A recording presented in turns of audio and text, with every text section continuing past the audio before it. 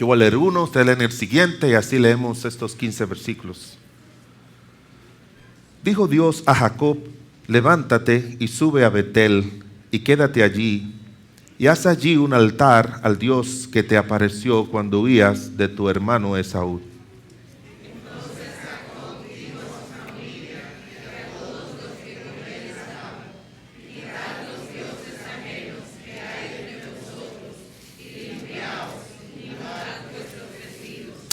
Y levantémonos y subamos a Betel, y haré allí altar al Dios que me respondió en el día de la angustia y que ha estado conmigo en el camino que he andado. Así dieron a Jacob todos los dioses ajenos que había en poder de ellos, y los castillos que estaban en sus orejas, y Jacob los escondió debajo de una encina que estaba junto a Siquem. Y salieron, y el terror de Dios estuvo sobre las ciudades que habían en sus alrededores, y no persiguieron a los hijos de Jacob. Y llegó Jacob a Luz, que está en tierra de Canaán. Esta es Betel, él y todo el pueblo que con él estaba. Y edificó allí un altar, y llamó el nombre El Betel, porque allí le había aparecido Dios cuando huía de su hermano.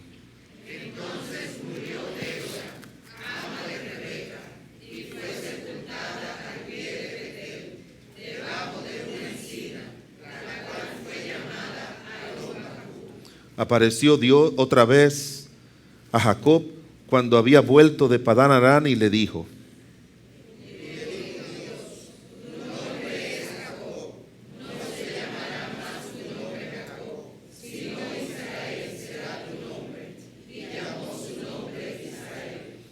también le dijo Dios: yo soy el Dios omnipotente, crece y multiplícate.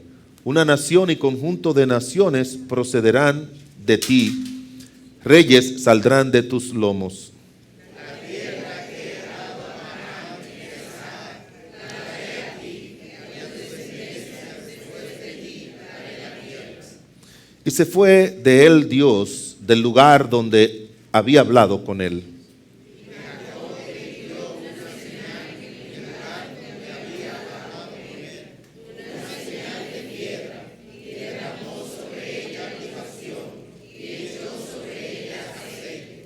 Y llamó Jacob el nombre de aquel lugar donde Dios había hablado con él, Betel. La palabra Betel significa casa de Dios, un lugar donde uno se encuentra con Dios. Vamos a orar. Padre bueno y misericordioso, te damos muchas gracias en el nombre de Cristo Jesús por este momento. Contentos y agradecidos y felices estamos en ti, de que Dios en tu bondad y tu misericordia nos conceda, por la gracia y la misericordia de Cristo Jesús, poder, oh Padre de la gloria, vivir para ti, estar en comunión contigo, servirte a ti con gozo y alegría, hasta que tú vengas, Señor. Señor, visítanos en tu casa en esta hora, Señor. Pero no solamente esté en este lugar paseándote y obrando como tú haces, Señor, sino te pedimos que lo hagas de una manera personal, Dios del cielo y de la tierra. Hazlo de una manera personal, de tal manera, oh Dios del cielo y de la tierra, que nuestras vidas puedan entrar en un proceso de restauración contigo, Señor, de sanidad, de consagración, de volvernos a ti, Padre bueno. Señor, obra con todo poder y trae la verdad divina que contiene toda esta porción, Señor, y todas las aplicaciones y todas el entendimiento de tu voluntad de forma personal a nuestras vidas por tu glorioso y santo Espíritu. Tu siervo se declara completa y totalmente incapaz, Señor, y confío en ti, oh Dios, que tú has de obrar, Padre, con tu poder y tu gracia, y que tu Santo Espíritu ha de ministrarnos de una manera poderosa, maravillosa y especial. Y si hay algún alma que todavía no tiene a Cristo como su Señor y Salvador, esta mañana sea el día de su salvación, Señor. Obra con poder en el nombre de Jesús. Amén.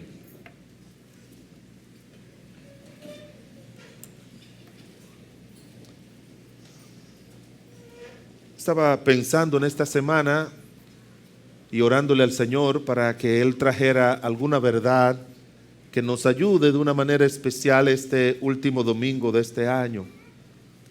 No creo en cábalas ni en supersticiones, ¿verdad? De que un día o un año es exactamente lo mismo para Dios y para cada uno de nosotros. No hay nada especial con un año que termina y con otro que comienza. No miramos eso en las Escrituras, ni en la vida, ni en la relación de nosotros con Dios. No aparece eso.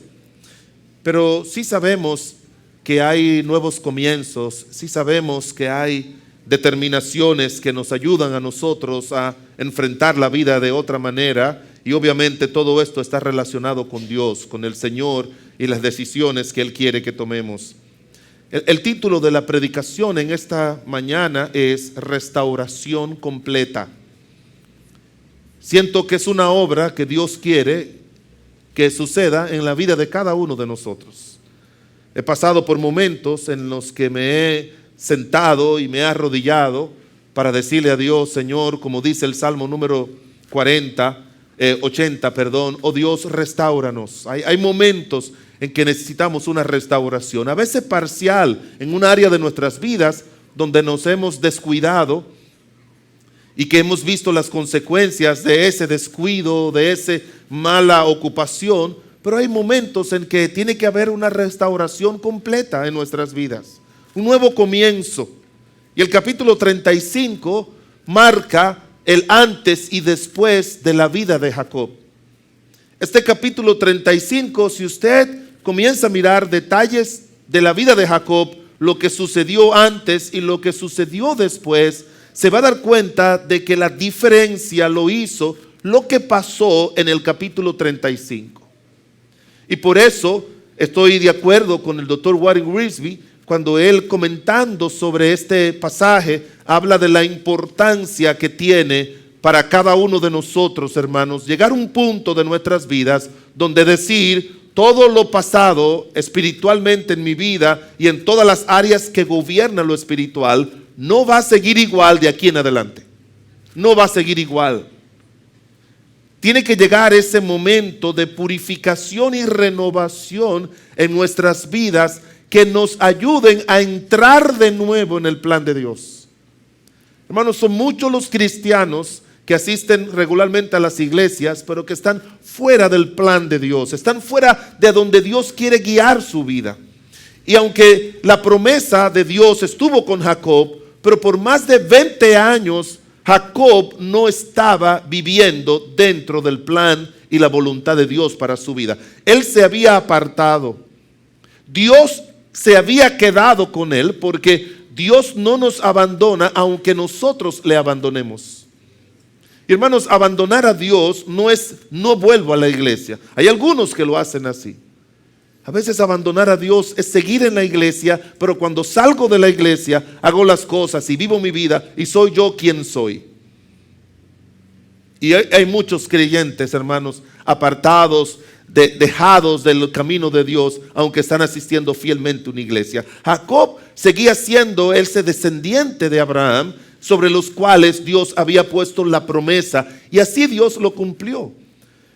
Se completa después de esta consagración el número 12, cuando nace Benjamín, pero Dios estuvo trabajando su plan con él, porque su plan no dependía de si Jacob lo iba a abortar o no, si iba a seguirlo o no. El plan de Dios tiene que continuar como siempre, pero las consecuencias de salirnos fuera de la voluntad de Dios, Él no las va a quitar. Nunca se olvide de eso. Leí en un libro que decía que hay muchos cristianos sufriendo por pecados perdonados. Ahora se lo explico. Muchos cristianos sufriendo por pecados perdonados. Por ejemplo, si una persona se metió en hacer cosas inmorales y le pidió perdón al Señor el día que se convirtió a Cristo, ¿usted cree que el Señor le perdonó esos pecados? Sí, pero las consecuencias no se van, permanecen. Hay muchas personas sufriendo por pecados perdonados. Judicialmente tu pecado ha sido perdonado, pero las consecuencias de eso Dios nunca te lo va a quitar. En su gracia y misericordia las atenúa. En su gracia y misericordia más adelante Él puede restaurar, como dice en el libro de Eclesiastés, lo que pasó. Pero Dios te va a dejar a ti y a mí sufrir las consecuencias de nuestro extravío. Y Jacob la sufrió en carne viva. Recuérdese que cuando él se presenta frente a Faraón y Faraón le dice, ¿cuántos son los años de tu vida? Y él le dice, 130. Y la descripción que él da es que han sido pocos y malos. Y Dios siguió con su plan con Jacob. De los 12 vino la descendencia de la nación de Israel, crecieron en Egipto y fueron las 12 tribus, y todavía en el libro de Apocalipsis se mencionan esas 12 tribus que eran los hijos de Jacob. Dios va a continuar su plan contigo y conmigo, pero si nos apartamos, si nos salimos del camino, créame que de las consecuencias Dios no nos va a librar.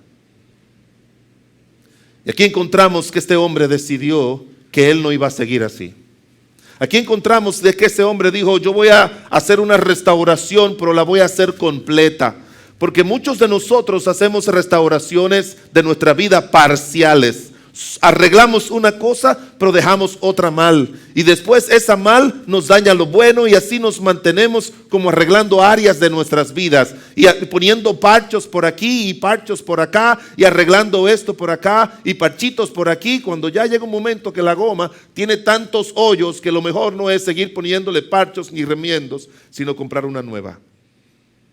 Para que el carro camine y nosotros no tengamos que tener todos esos sinsabores que siempre se nos da precisamente conduciendo un vehículo con esos riesgos.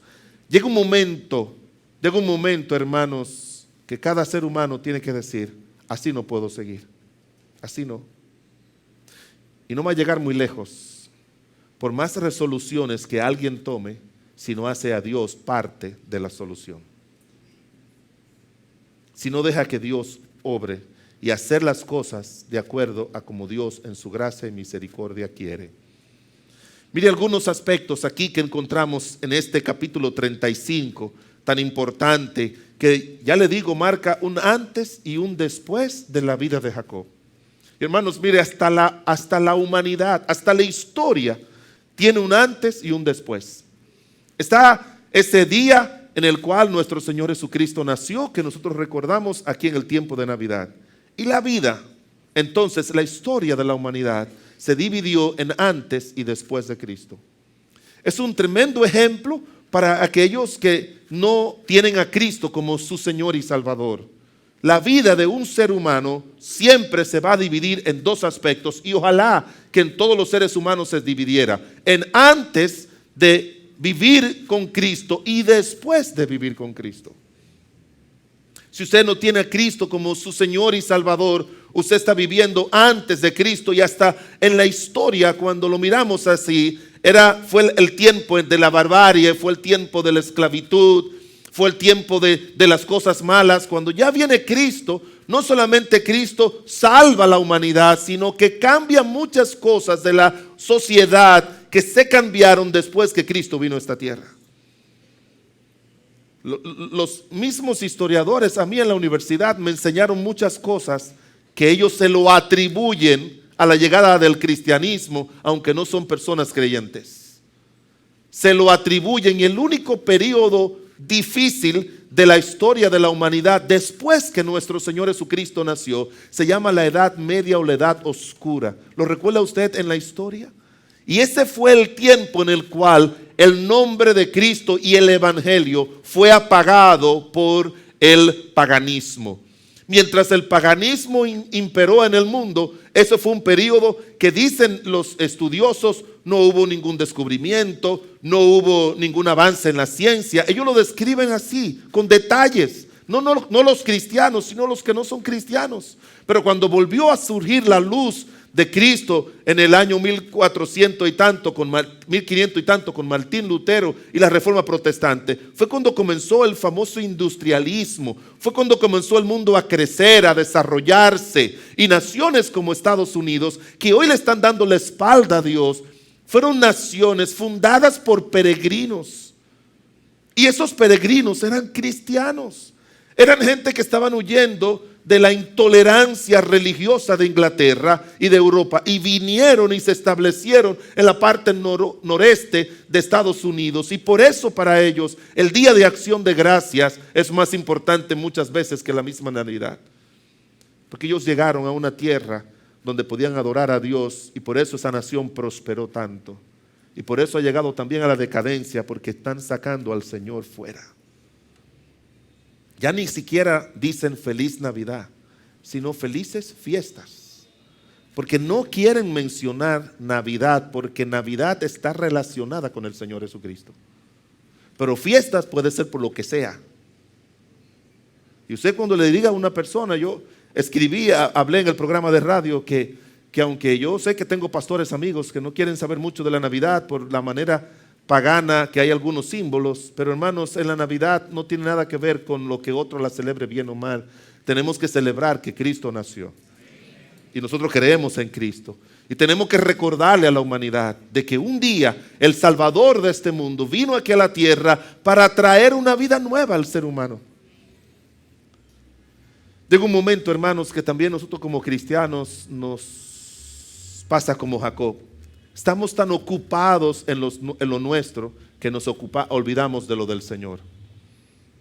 Si usted mira a Jacob, las primeras menciones de Jacob, ocupado en quitarle la primogenitura a su hermano, ocupado en quitarle la bendición a su hermano. Bueno, déjeme volver para atrás. Cuando iban a salir del vientre, y Dios en su providencia hizo que su hermano saliera primero, él le agarró el calcañal y lo estaba jalando otra vez al vientre para él poder salir. Allí comenzó la batalla. Él no quería el lugar que Dios le había asignado, sino el que él podía lograr por sí mismo. Él desde el nacimiento estuvo ocupado en él, ocupado en conseguir la bendición luego y la primogenitura, y después se ocupó de conseguir a la mujer que Dios quería darle, pero él se decidió a trabajar 7 años por Raquel. Gran cosa. ¿Quién trabaja 7 años por una mujer? Hay demasiadas damas por ahí. Si a mí me hubiesen dicho que yo tengo que trabajar 7 años por Ligia, créame que yo estuviera casado con otra. No. Y le diría a sí mismo a ella: chica, ni tanto huele la flor. Qué bueno que uno no necesita eso. Amén. Uno no necesita ese tipo de cosas. Todo lo contrario, yo no tuve que hacer nada, todo lo hizo ella. Amén. Así es como Dios habla. Ella me pidió amores, ella me pidió donde mi mamá. Ella hizo todo por la gracia de Dios. Así es, no estoy exagerando, es verdad, Dios obra. Yo no tuve que hacer nada, absolutamente nada. Nada, todo lo hizo ella y todavía. Pero ¿sabe qué? Dios en su gracia y misericordia nos enseña a nosotros que esa vida, con todos esos detalles, Dios no quiere que sea la nuestra. Y luego de trabajar 7 años por su mujer, tuvo que trabajar 7 más porque él lo engañó. Y después de trabajar esos 7 más, tuvo que trabajar 20 años más por su salario, se lo cambiaron 10 veces. Y él estaba tan envuelto en lo de él que se descuidó de lo de Dios, se descuidó de su familia y se descuidó también de él caminar en obediencia a nuestro Señor. Y eso es lo que pasa con muchos cristianos, que están demasiados ocupados en lo de ellos y no lo del Señor. Si te ocupas de lo de Dios, Dios se ocupa de lo tuyo. Pero si te ocupas de lo tuyo, no va a echar adelante tú, ni Dios te va a acompañar personalmente. Y la vida de Jacob es la vida más miserable que encontramos en toda la Biblia de un creyente. Es la más miserable. Y como quiera, Dios cumplió su propósito. Por eso es que, como dice la Biblia en 2 de Timoteo, si permaneciéramos infieles, Él permanece fiel, y significa que Él es fiel a sus promesas. Él es fiel, Él le prometió a Jacob: tu descendencia va a heredar esta tierra. Y así lo hizo. Dios lo hizo, Dios lo puso en práctica, Dios cumplió lo que Él dijo. Pero ¿sabe qué? Jacob vivió una vida miserable que, como le hemos dicho, cuando se enfrentó frente a Faraón, Entonces le dijo, mis años han sido poco. Cuando una persona 130 años se lo encuentran poco, es porque han sido pocos años de felicidad y de paz. Y uno siempre dice, bueno, el año que viene yo voy a conseguir eso, el año que viene yo voy a conseguir otra cosa. Pero si ese año tú lo dedicas también en hacer las cosas a tu manera, como tú quieras, de la manera en que tú piensas, créeme que te va a pasar a ti y a mí lo que le pasó a Jacob. Pero dice, ¿qué nos dice la palabra de Dios? Dios se le apareció a Jacob. Él salió de la casa de su suegro y Dios se le apareció. Y hermanos, eso es lo grandioso de nuestro Dios. Si tú y yo estamos bien con Dios, no es porque la iniciativa sea de nosotros, la iniciativa viene de Él. Porque nosotros somos descuidados hasta el extremo. Y lo peor de todo es que justificamos nuestro descuido y justificamos las cosas que no deben ser justificadas. Hermanos, ten mucho cuidado cuando tú y yo justificamos en nuestras vidas cosas que Dios quiere que estén fuera de nuestras vidas. Y si tú quieres saber eso, pregúntale a un pastor. Después que uno pasa horas, yo recuerdo años atrás, alguien me preguntó si debía hacer esto o no. Y yo, novato al fin, duré media hora explicándole por qué no debía hacer eso. Y al final me dijo, bueno, yo lo voy a hacer. Y así ha sido con muchos cristianos. Vienen a la oficina, pastor, yo quiero que usted me dé un consejo. ¿Qué hago en tal situación? Y uno orándole y pidiéndole al Señor que por su gracia y misericordia traiga luz y traiga entendimiento. Señor, trae luz a este hermano, a esta hermana que está deseoso de... Y después que uno sabe que Dios le ha hablado, dicen, no, pero yo no estoy de acuerdo con eso. Y como le he dicho a muchas personas, no es que tú no estés de acuerdo conmigo, es que no estás de acuerdo con Dios. Estaba hablando con alguien, tratando de hablar con alguien que está tomando decisiones incorrectas en su vida. Tiene motivos para sentirse como se siente, pero no tiene motivos para actuar como está actuando. Y le llamé por teléfono. ¿Nos podemos reunir? Me dijo, sí. Y después mandó un mensaje a decirme con otra persona, no me quiero reunir. Le mandé un mensaje por el WhatsApp para decirle, ¿quiere que nos reunamos y tratemos? Ni siquiera me respondió a mí, sino le respondió a otra persona, no, yo no quiero juntarme con el pastor. Hay otra persona que está caminando malísimo, malísimo. Le he mandado mensajes por el teléfono, le he llamado como 20 veces, mensajes por la internet, y cuando yo veo, ¿pero qué está pasando? Pregunté, ¿cambió de teléfono? No. ¿Cambió de dirección de correo electrónico? No. ¿Y qué es lo que está pasando? Me dice, pastor, no le va a responder. No le va a responder. ¿Usted sabe la cantidad de personas que le están diciendo a Dios, fuera, Señor? Yo sé. Y no solamente yo sé, sino yo soy. Jacob hizo eso muchas veces y los resultados fueron funestos. Porque aunque no estaba escrito en el libro de Gálatas, pero es algo que está escrito en la ley de Dios antes que estuviera en Gálatas. No os engañéis. Dios no puede ser burlado. Piense eso, hermanos, piense eso. ¿Quién se atrevería a hacerle burla a Dios en su cara? Piénselo. Dios aparece físicamente hablándote y tú comienzas a hacerle moriquetas, comienzas a hacerle cosas, a burlarte de Él. Tú nunca lo harías. Uno dice que no lo haría. Pero Pedro a Cristo le dijo en su cara, el Señor le dijo, ¿tú me vas a negar? Le dijo, no, yo no te voy a negar. Y después se le apareció y le dijo, mata y come. Le dijo, no, Señor, no voy a comer. Hermanos, tenemos que tener cuidado la cantidad de veces que nosotros le decimos a Dios no en su cara. Así en su cara. No deja Dios a ningún creyente andar como un barco sin timón. No lo deja.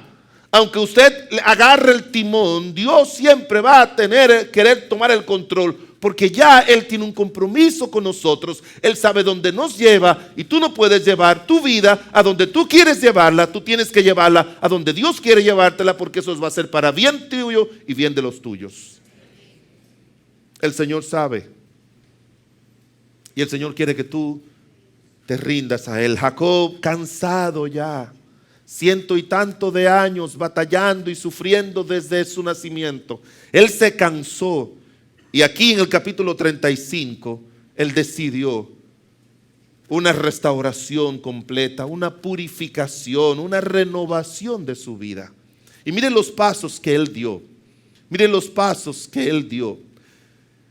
Dice en el capítulo 35, versículo 1 de Génesis 35, 1. Dijo Dios a Jacob: levántate y sube a Betel y quédate allí. Y haz un altar al Dios que te apareció cuando huías de tu hermano Esaú. Lo primero, hermanos, es que Dios en su gracia y misericordia quiere que nosotros oigamos su voz y la obedezcamos. Eso es lo primero. Quédate ahí, quédate allí, haz un altar y quédate allí. Ahora, esto es especial porque es una combinación de que yo me voy a quedar aquí en el lugar donde Dios y haciendo lo que Dios me dijo, pero usted puede hacerlo de una manera automática y a Dios no le agrada eso. El hacer un altar siempre fue una señal en el cual los cristianos erigían. Un altar era muchas piedras donde se sacrificaba algún animalito. Y ese animalito que era sacrificado era buscando el perdón de los pecados. Hasta que un cristiano no entienda que es pecado lo que está haciendo delante de Dios, no se va a consagrar a Dios. Y hermanos, hay, como dice el autor de un libro, pecados respetables que no se encuentran en los 10 mandamientos, que no están en los 10 mandamientos. Pero cuando tú y yo decidimos que vamos a quedarnos ahí, es quedarnos después de haber hecho un acuerdo personal con el Señor. Y él hizo el altar, puso el animalito, derramó la sangre y ahí él le pidió a Dios perdón por sus pecados. Y en nuestra casa, en nuestra iglesia, en cualquier sitio, nosotros tenemos que aprender a hacer altares. Y no altares de madera, no altares de imágenes, en ninguna manera. No es eso a lo que Dios se refiere. Era un lugarcito que se hacía como señal de que aquí yo me encontré con el Señor. La Biblia muchas veces creaba esos espacios, Dios mismo los creaba. En una ocasión dice la Biblia que Moisés, cuando Dios quería trabajar con Moisés, que ese fue otro que quiso hacer las cosas a su voluntad y tuvo que vivir 40 años exiliado. Y Dios, dice la Biblia, que puso un fuego en una zarza, en un arbusto que no se quemaba. Y cuando él se acercó allí, él le dijo: quita el lugar de tus pies, el zapato de tus pies, porque el lugar donde estás es santo. Y allí entonces él tuvo el temor de Dios, arregló su vida con el Señor y entonces Dios le habló. El altar en un lugar donde uno se arrodillaba y le decía a Dios: Señor, yo estoy mal. Señor, he estado viviendo fuera de tu voluntad. Y hermanos, muchos cristianos viven fuera de la voluntad de Dios y no lo entienden porque no están robando, no están matando, no están adulterando, no están haciendo idolatría. No tienen ninguno, no han quebrantado ninguno de los 10 mandamientos. Y si la vida se resumiera en esos 10 mandamientos, entonces la vida cristiana no tuviera por qué haber, después de Éxodo 20, ningún otro pasaje de las Escrituras. Esa es la base. Esa es la base. Pero cuando el Señor dice: no te harás dioses ajenos delante de mí, es todo aquello en el que tú pones tu confianza más que en Dios. Y Jacob, dice la Biblia, él mismo levantó su altar, puso su animalito y le pidió a Dios: Señor, perdóname porque he andado fuera de tu voluntad por más de 40 años. Dios no va a hacer nada en la vida tuya, en la mía, hasta que no tenemos un encuentro así. Dios no lo va a hacer. Dios no lo va a hacer. El Señor mira el corazón. Y dice la Biblia, David, hablando acerca de su pecado en el Salmo 51, él dijo, el corazón contrito y humillado.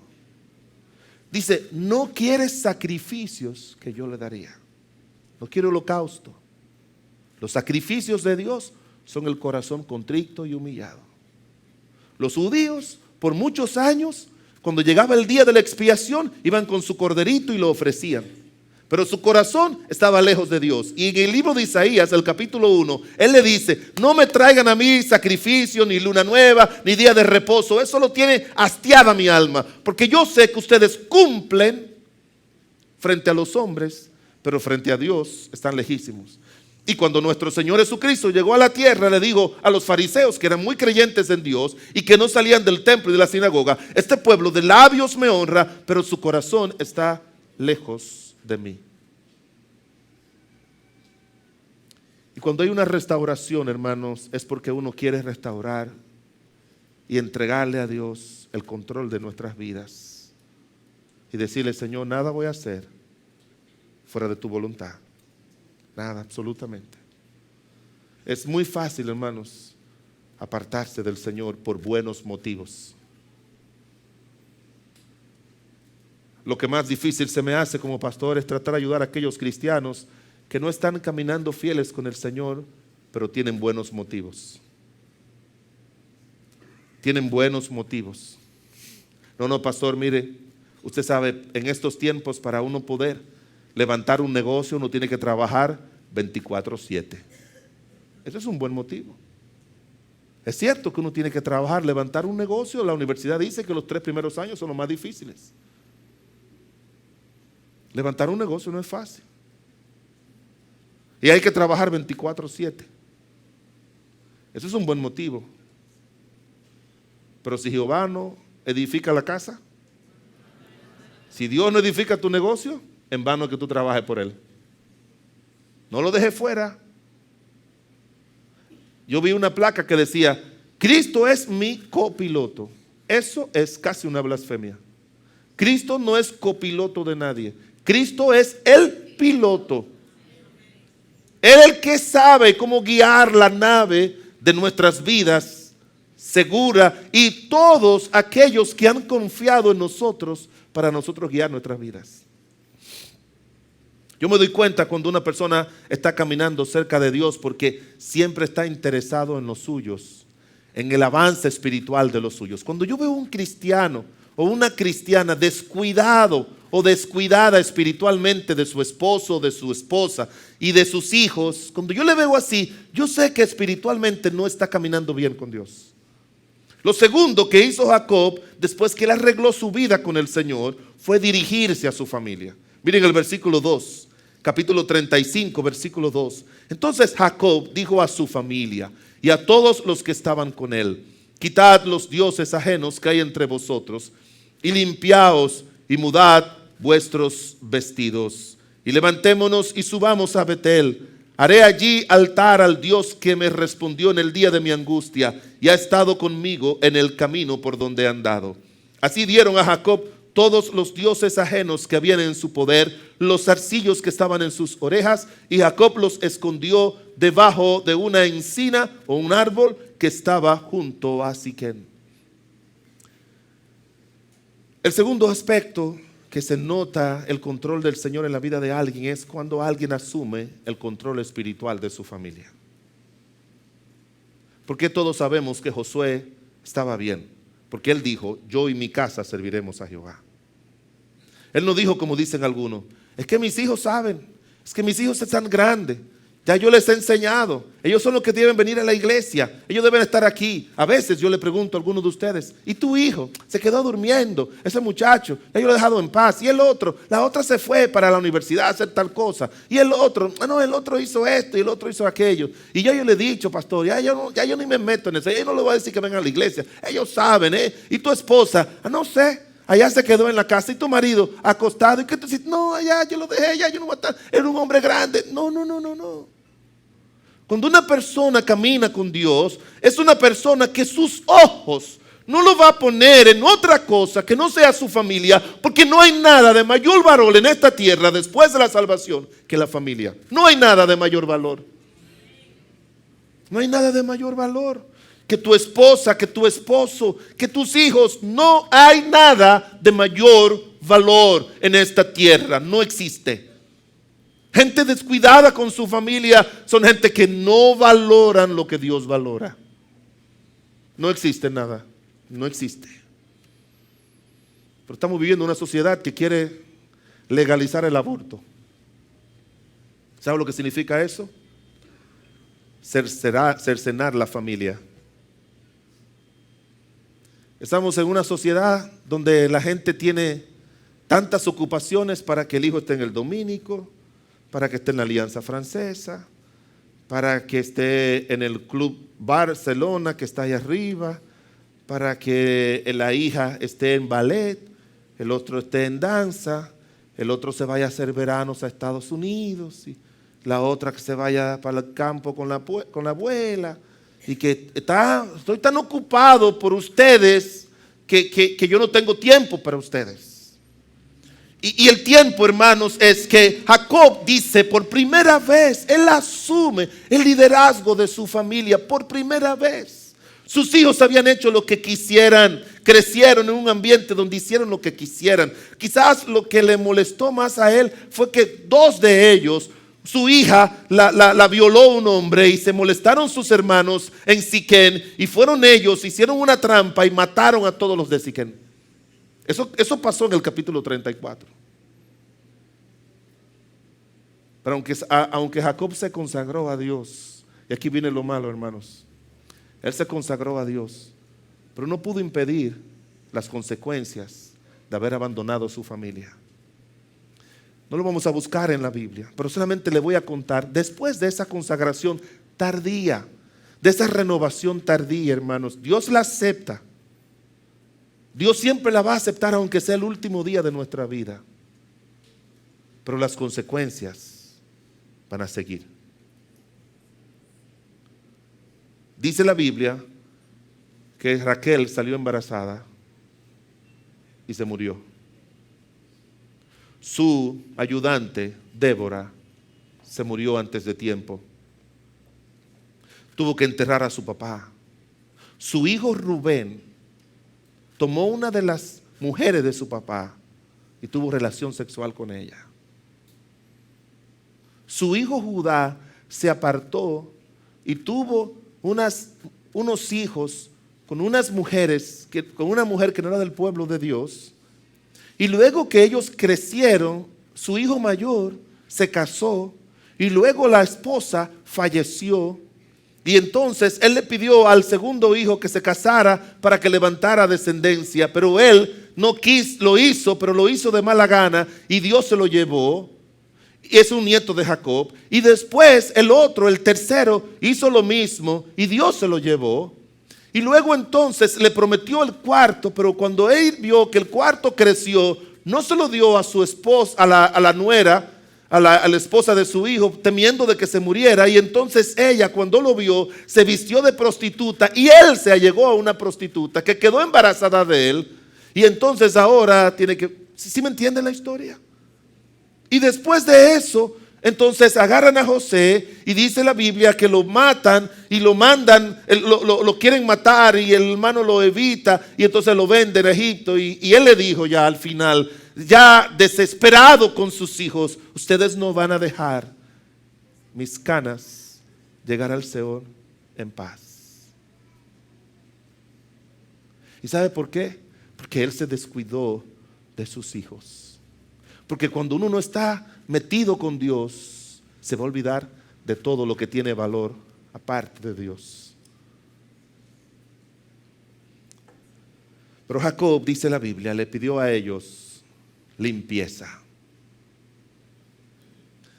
Quitaran los dioses. Recuérdense que Raquel tomó los dioses de su papá y se los llevó sin que él se diera cuenta.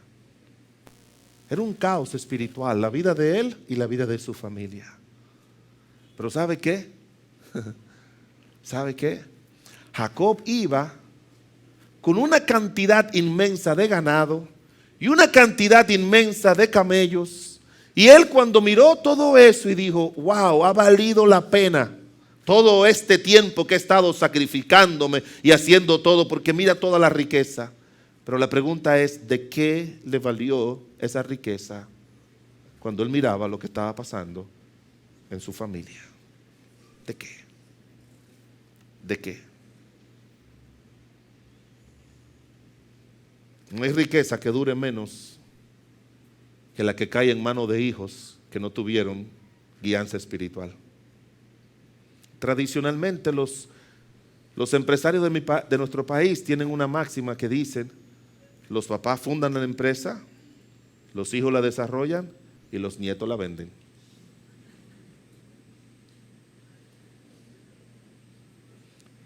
Eso es cuando esos hijos o esos nietos crecen sin liderazgo espiritual.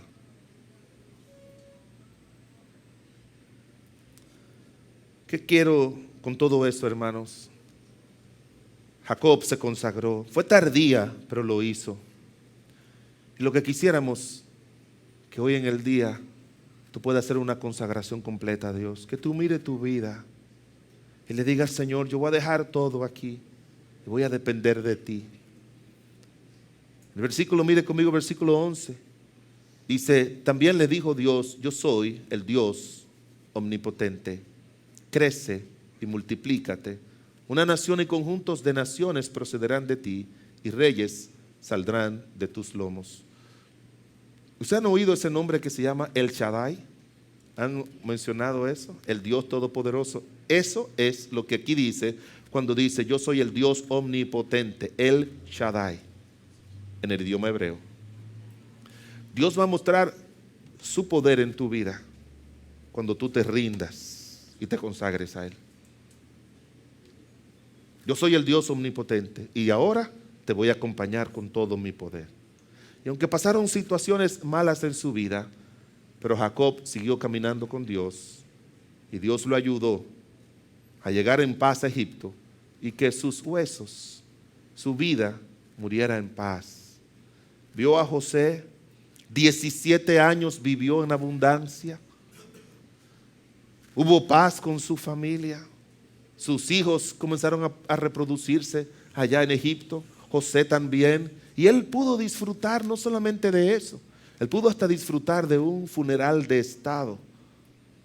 Porque cuando él falleció, le dieron un funeral igual como hacían los egipcios con gente grande. 17 años. Siempre, hermanos, aunque sea tardía, siempre vale la pena una restauración con el Señor. Siempre vale la pena. Siempre. Siempre vale la pena, hermanos, un proceso de purificación para nuestra familia. Siempre vale la pena un proceso de renovación con nuestra familia.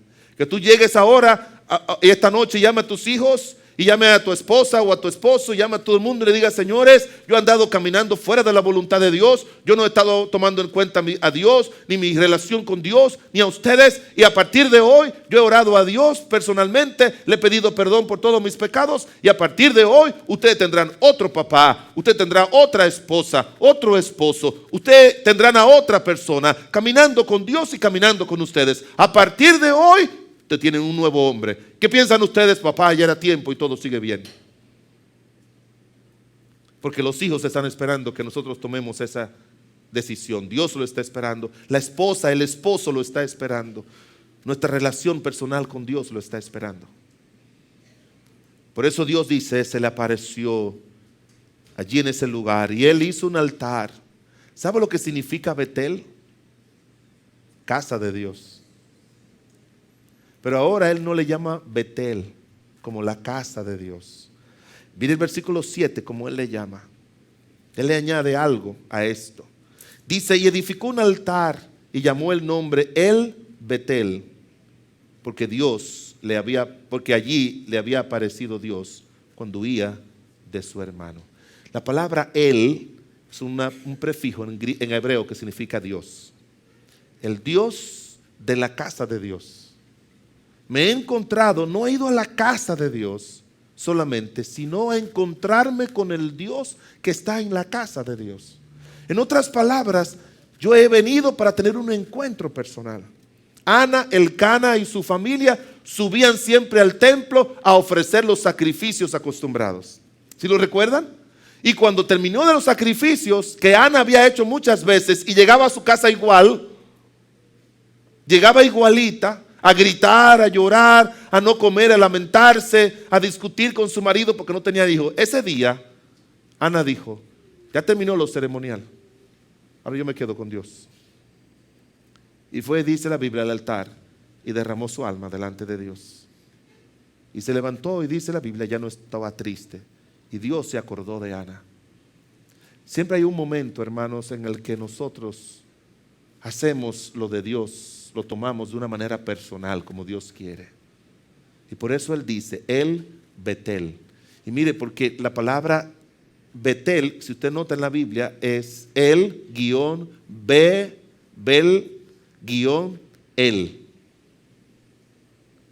Betel significa B-E-L y guión El, la casa, el Dios. Y aquí le pone Él al principio.